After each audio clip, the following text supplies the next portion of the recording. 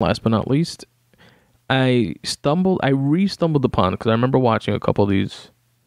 I don't remember how long ago, but I remember watching a couple of these in the past. And I re-stumbled upon them last night, I want to say. Last night or the night before. It's a GQ series that you can find on YouTube. It's called Iconic Characters. Most Iconic Characters.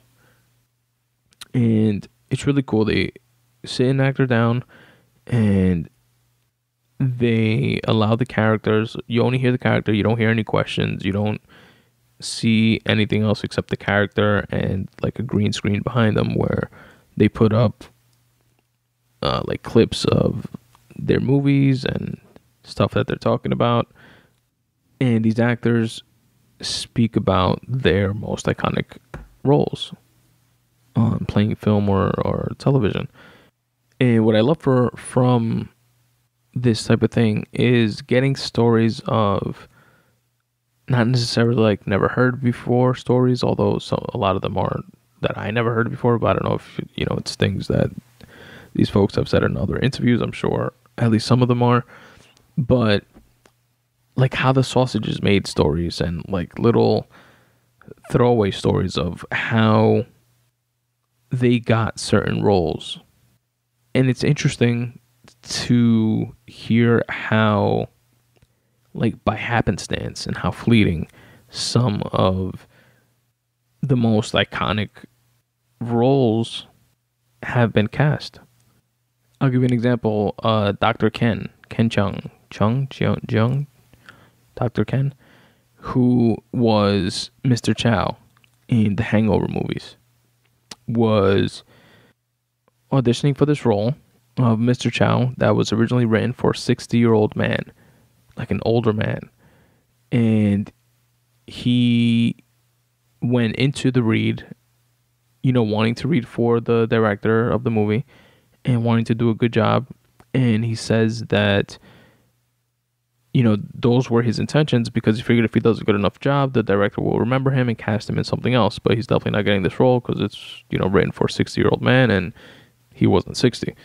And, it still isn't 60. And then just so happens that he knocks it out the park in a way that they reconceptualize the 60-year-old character, and we have the Mr. Chow that we all know and love today. And he even says that to this day, that's the character that blew open the doors for him, and that he can't go anywhere without being called a Mr. Chow or somebody saying, "So long, motherfucker. Toodaloo, motherfucker."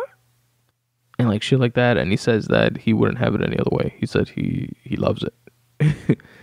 And I don't know. I just think those stories that happen like that, so fleetingly. What if he decided oh, it's for a 60-year-old man? I'm not going to read for that. Let me go read for something else.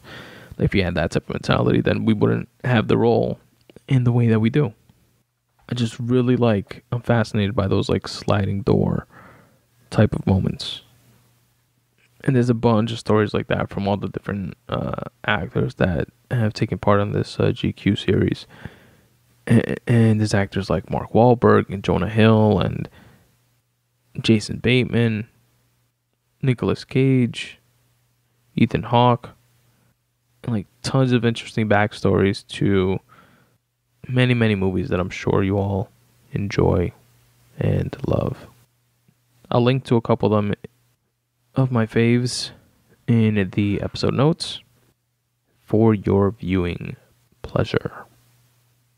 But that's all I got for you folks in this 120th episode. Damn, I can't believe it's been 120 episodes of the Spun Today Podcast.